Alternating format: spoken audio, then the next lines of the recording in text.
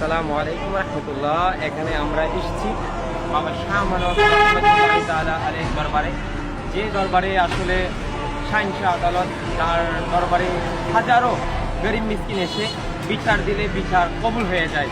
সেরকম একজন বড় মুকবাল বলিয়া কামেলের দরবার আপনাদের সামনে উপস্থিত করব, বাবা শাহ মানব রহমতুল্লাহি তাআলা আলাইহি। চলুন আমাদের সাথে। আসসালামু আলাইকুম।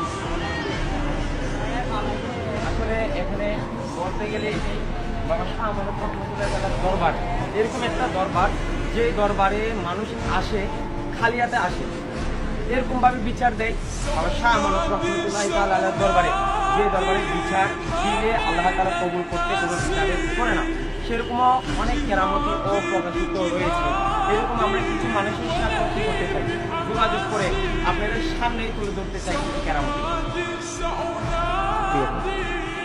আসসালামু আলাইকুম। আমরা একজন মুরব্বী কেরামের সাথে কথা বলবো, যে নাকি বাবা শাহ মানব রহমতুল্লাহি তাআলার দরবারে থাকে আর বসবাস করে। উনিরা দেখতে পায় যে অসংখ্য মানুষ আসে, আল্লাহ তাআলা তাদের নিয়তগুলোকে কবুল করে নাই। আরও যারা রয়েছে তারাও জেনে থাকে এখানে কী কী ঘটে, ও তার একটু দয়া আমরা তার ফোনের থেকে জানার চেষ্টা করি। আসসালামু আলাইকুম। বাবা শাহ মানব রহমতুল্লাহি তাআলার দরবারে আপনি যে মানে কি অভিভূত হয় আপনাদের?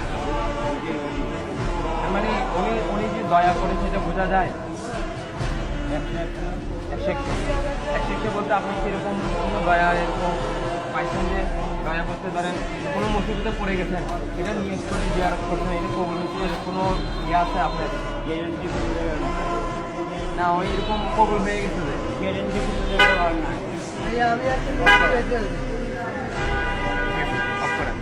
আসসালামু আলাইকুম রহমতুল্লাহ। আমরা এক ব্যবসায়িক ভাইয়ের সাথে কথা বলবো, বাবা শাহ মানব রহমতুল্লাহি তাআলার দয়া ও প্রকাশিত কিছু উদাহরণ আমরা নিতে উনি থেকে চেষ্টা করব। আসসালামু আলাইকুম রহমতুল্লাহ।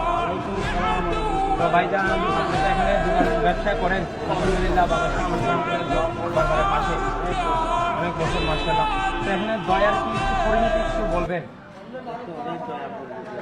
এরকম আপনি কিছু পাইছেন যে এরকম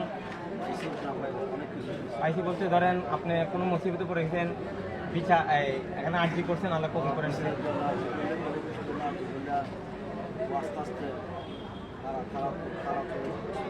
হয় না? জি,